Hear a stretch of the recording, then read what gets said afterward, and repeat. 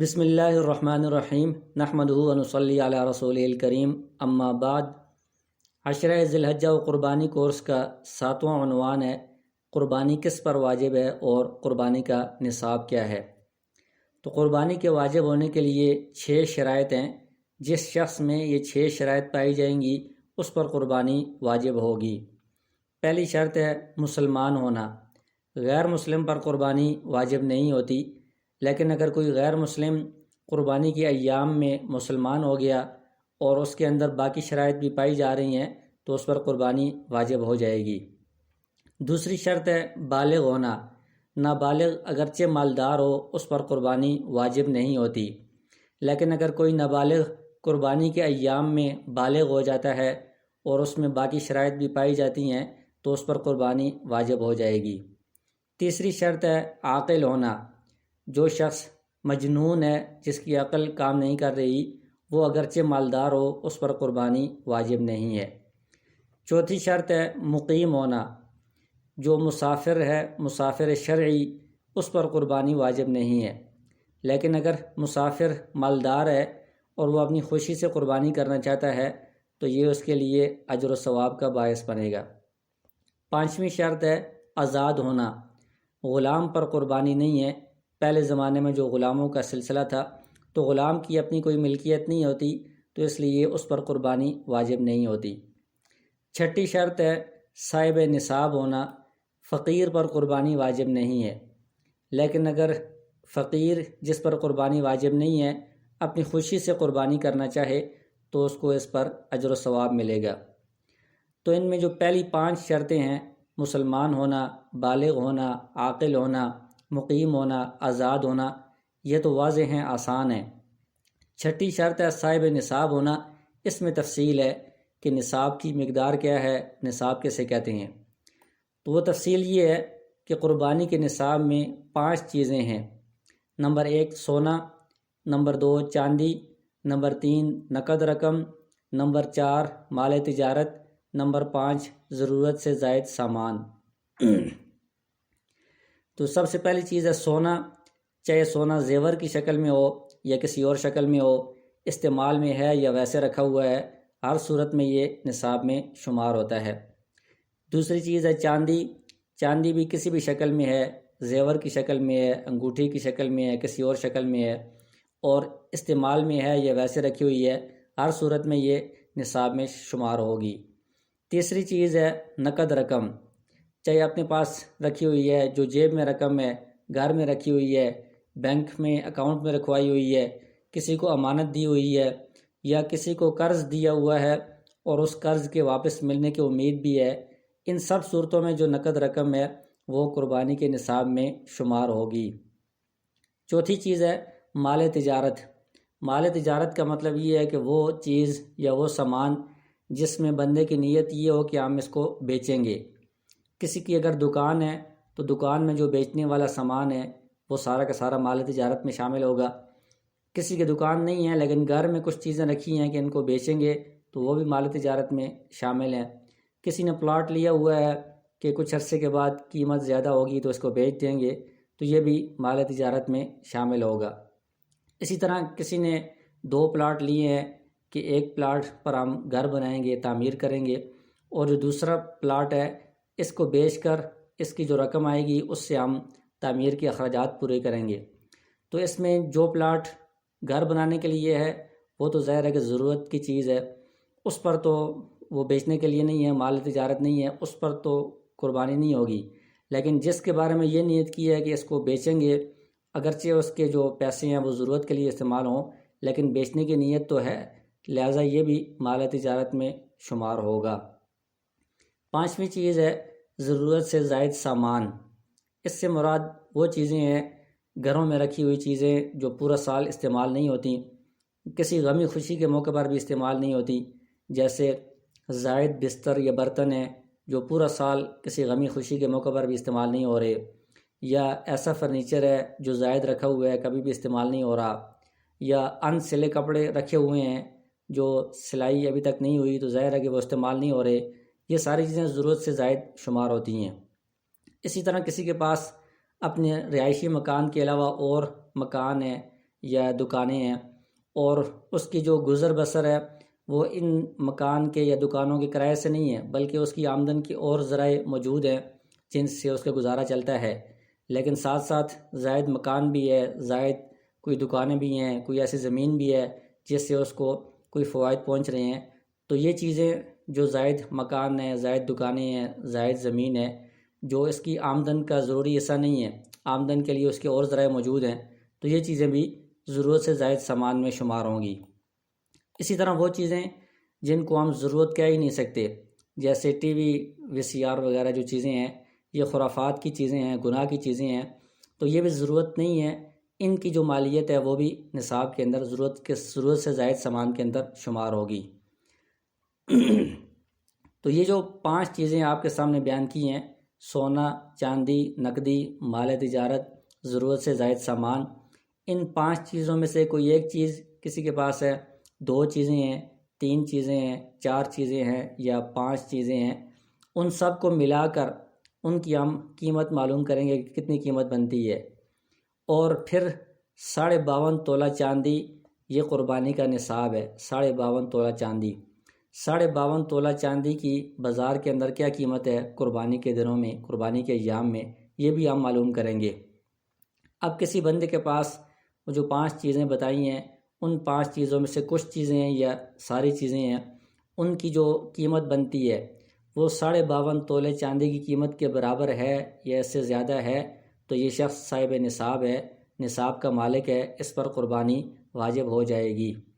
اور اگر کسی شخص کے پاس 5 چیزوں کو ملا کر ان کی جو مجموعی قیمت بنتی ہے وہ 52.5 تولے چاندی کی قیمت تک نہیں پہنچتی، اس سے کم بنتی ہے، تو یہ شخص نصاب کا مالک نہیں ہے، صاحب نصاب نہیں ہے، اس پر قربانی واجب نہیں ہے۔ اور پھر جو شخص صاحب نصاب ہے، یعنی جس شخص کے پاس 5 چیزیں یا ان میں سے کچھ چیزیں، ان سب کی جو مجموعی قیمت تھی وہ 52.5 تولے چاندی کی قیمت تک پہنچ گئی تھی، تو اس کے اندر بھی قربانی واجب ہونے کے لیے ایک اور شرط ہے۔ وہ شرط یہ ہے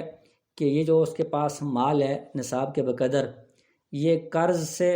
اور دیگر مالی واجبات سے زائد ہو۔ قرض اگر اس نے کسی کا دینا ہے یا دیگر مالی واجبات ہیں، مالی واجبات کا مطلب یہ ہے کہ اس کے ذمے میں ادائیگیاں ہیں جو ابھی لازم ہیں، جیسے بجلی گیس کے بلز ہیں اس مہینے کے، جس مہینے میں قربانی ہو رہی ہے، جو آ چکے ہیں، اس پر لازم ہو چکے ہیں، یا اس نے کوئی ایسی چیزیں خریدی ہیں جن کے ادھار خریدی ہیں، پیسے ابھی اس نے دینے ہیں، رقم دینی ہے جو اس کے ذمے میں ابھی لازم ہے اسی مہینے، تو یہ جو چیزیں ہیں جو اس کے مالی واجبات ہیں اور جو اس نے قرض کسی کا دینا ہے، ان کو ہم اس کی جو 5 چیزوں کی مجموعی مالیت ہے اس سے نکالیں گے، اس سے منفی کریں گے۔ یعنی پہلے ہم اس کے پاس جو سونا، چاندی، نقدی، مال تجارت، ضرورت سے زائد سامان ہے، ان سب کی قیمت اکٹھی معلوم کر لیں گے، پھر اس کے ذمے میں جو قرض ہے یا اس نے جو ادائیگیاں کرنی ہے اسی مہینے میں جو اس پر لازم ہے، ان سب چیزوں کو ہم اس مجموعی مالیت میں سے نکال لیں گے، منفی کر لیں گے۔ جو باقی مال بچے گا اس کو پھر دیکھیں گے کہ اگر وہ 52.5 تولے چاندی کی قیمت کے برابر ہے یا اس سے زیادہ ہے تو یہ شخص صاحب نصاب ہے، اس پر قربانی واجب ہو جائے گی۔ اس میں ایک بات یہ ذہن میں رکھنی چاہیے کہ زکوٰۃ کے نصاب میں اور قربانی کے نصاب میں تھوڑا سا فرق ہے۔ زکوٰۃ میں 4 چیزیں ہوتی ہیں، نقدی، مال تجارت، سونا اور چاندی، اس میں ضرورت سے زائد سامان نہیں ہوتا، تو اس لیے جن لوگوں پر زکوٰۃ لازم ہوتی ہے ان پر قربانی تو ضرور لازم ہوگی، لیکن یہ ضروری نہیں ہے کہ جن لوگوں پر زکوٰۃ لازم نہیں ہے ان پر قربانی بھی نہیں ہے، کیونکہ جن پر زکوٰۃ لازم نہیں ہے اس کا مطلب یہ کہ 4 چیزیں ان کے پاس نصاب کے بقدر نہیں ہیں، لیکن ہو سکتا ہے کہ جن کے پاس وہ 4 چیزیں نصاب کے بقدر نہ ہوں لیکن ضرورت سے زائد سامان ان کے پاس ہو، اس کو اگر ساتھ ملائیں تو نصاب بن جاتا ہو، تو اس لیے قربانی اس پر لازم ہو جائے گی۔ تو قربانی اور زکوٰۃ کے نصاب میں فرق ہے۔ دوسری چیز یہ ہے کہ زکوٰۃ میں تو مال کے اوپر سال کا گزرنا شرط ہے، لیکن جو قربانی ہے اس میں مال کے اوپر سال کا گزرنا شرط نہیں ہے۔ جو عید الاضحیٰ کے 3 دن ہے، 10 ذی الحجہ، 11 ذی الحجہ، 12 ذی الحجہ، قربانی کے 3 دن، ان 3 دنوں میں کسی بھی وقت کسی شخص کے پاس نصاب کے بقدر مال آ گیا ہے تو وہ شخص صاحب نصاب ہے، اس پر قربانی واجب ہو جائے گی۔ اس میں سال گزرنا شرط نہیں ہوتا۔ اس کے بعد ایک اور ضروری چیز کی وضاحت، اس میں ایک اور ضروری وضاحت یہ آپ سامنے رکھیں کہ چاندی کا جو نصاب ہے وہ تو 52.5 تولہ چاندی ہے۔ اس کے علاوہ ایک سونے کا نصاب بھی ہے، 7.5 تولہ سونا، یہ سونے کا نصاب ہے، آپ نے سنا ہوگا۔ لیکن اس کی تفصیل یہ ہے کہ سونے کا جو نصاب ہے کہ سونا 7.5 تولہ ہو تب زکوٰۃ یا قربانی واجب ہوتی ہے۔ وہ سونے کا جو نصاب ہے 7.5 تولہ، یہ اس وقت معتبر ہوتا ہے، اس کا اعتبار اس وقت ہوتا ہے جب کسی بندے کے پاس صرف سونا ہو، سونے کے علاوہ جو باقی 4 چیزیں ہیں وہ بالکل اس کے پاس نہ ہوں۔ ان باقی 4 چیزوں میں سے ایک نقد رقم بھی ہے، تو اس کے پاس 1 روپیہ بھی نہ ہو، تو یہ جو صرف سونا کسی کے پاس ہے، اس کے پاس چاندی بالکل نہیں ہے، بیچنے کی چیز بالکل نہیں ہے، اور سامان ضرورت سے زائد بالکل نہیں ہے، 1 روپیہ بھی اس کے پاس نہیں ہے، صرف سونا ہے، تو اس شخص کا جب سونا 7.5 تولہ ہوگا تو اس صورت میں اس پر قربانی واجب ہوگی۔ 7.5 تولہ سے کم سونا ہوگا تو قربانی واجب نہیں ہوگی۔ لیکن اگر کسی کے پاس سونے کے ساتھ کوئی اور چیز بھی ہے، چاہے 1 روپیہ ہے، 10 روپے ہیں، عام طور پر اتنا تو ہوتا ہی ہے ہر بندے کے پاس، تو اس صورت میں ہم سونے کا 7.5 تولہ والا نصاب نہیں دیکھیں گے، بلکہ نصاب اس صورت میں چاندی کے اعتبار سے شمار ہوگا، 52.5 تولہ چاندی کی قیمت کے اعتبار سے شمار ہوگا۔ لہٰذا اگر کسی کے پاس 1 تولہ سونا ہے اور ساتھ ہر بندے کے پاس 5، 10، 20 روپے اتنے ہوتے ہی ہیں، تو اس کے پاس 2 چیزیں ہو گئی ہیں، تو اب 1 تولہ کے بارے میں وہ یہ نہیں کہہ سکتا کہ یہ 7.5 تولہ نہیں ہے، سونا نصاب سے کم ہے لہٰذا قربانی واجب نہیں، ایسا نہیں ہے، بلکہ اس کے پاس چونکہ نقد رقم بھی ہے، اگرچہ بہت تھوڑی ہے، تو اب 2 چیزوں کی وجہ سے یہ نصاب سونے والا نہیں بلکہ 52.5 تولے چاندی والا نصاب معتبر ہوگا۔ تو اب ہم دیکھیں گے 1 تولہ سونا کی جو قیمت ہے وہ 52.5 تولہ چاندی کی قیمت سے زیادہ ہوتی ہے عام طور پر، جیسے مثال کے طور پر آج کل 52.5 تولہ چاندی کی جو قیمت ہے تقریباً 85,000 ہے، تو 1 تولہ سونا جو ہے وہ 1 لاکھ سے اوپر کا ہے، تو کسی کے پاس 1 تولہ سونا ہے اور کچھ رقم ہے تو اس پر بھی قربانی واجب ہو جائے گی، کیونکہ یہ چاندی کے حساب سے نصاب اس کے پاس پورا ہو چکا ہے۔ اسی طرح اور ہم مثالیں دیکھ لیتے ہیں، کسی شخص کے پاس تھوڑی سی چاندی ہے جس کی جو قیمت ہے 10,000 بنتی ہے، اور اس کے پاس نقد رقم بھی 50,000 موجود ہے، یہ 60,000 ہو گیا، اور اس کے پاس ضرورت سے زائد سامان گھر میں ایسا موجود ہے جس کی قیمت تقریباً 40,000 بنتی ہے، تو یہ 1 لاکھ روپیہ بن جائے گا۔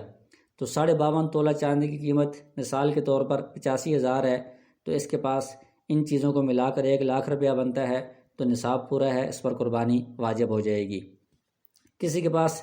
کوئی پلاٹ ہے بیچنے کے لیے، تو یہ جو بیچنے والا پلاٹ ہوتا ہے یہ مال تجارت میں شمار ہوتا ہے، تو پلاٹ کی جو قیمت ہوتی ہے وہ لاکھوں میں ہوتی ہے، لاکھ سے اوپر ہی ہوتی ہے، تو جو قربانی کا نصاب ہے چاندی کے اعتبار سے وہ تقریباً 85,000 ہے مثال کے طور پر، تو پلاٹ کی جو قیمت ہے وہ ظاہر اس سے زیادہ ہے، تو اس شخص پر بھی قربانی واجب ہو جائے گی۔ کسی کے پاس کچھ نقد رقم ہے، مثلاً 50,000 روپے نقد رقم ہے اور ساتھ کچھ سامان ہے 50,000 کا، ان دونوں کو ملائیں گے تو 1 لاکھ بن جائے گا، تو یہ بھی چاندی کے اعتبار سے 85,000 جو نصاب ہے اس سے زائد ہے، تو اس پر بھی قربانی واجب ہو جائے گی۔